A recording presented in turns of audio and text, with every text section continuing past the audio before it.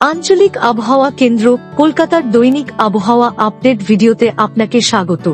আজ সর্বনিম্ন তাপমাত্রা ছিল দক্ষিণবঙ্গে সিউড়িতে 10.2 ডিগ্রি সেলসিয়াস, উত্তরবঙ্গের সমতলে পুন্ডিবাড়ি 10.3 ডিগ্রি সেলসিয়াস, পাহাড়ে দার্জিলিং 3.5 ডিগ্রি সেলসিয়াস, কলকাতাতে সর্বনিম্ন তাপমাত্রা ছিল 14.5 ডিগ্রি সেলসিয়াস। দার্জিলিং, জলপাইগুড়ি, কোচবিহার জেলায় হালকা কুয়াশা দেখা গিয়েছে।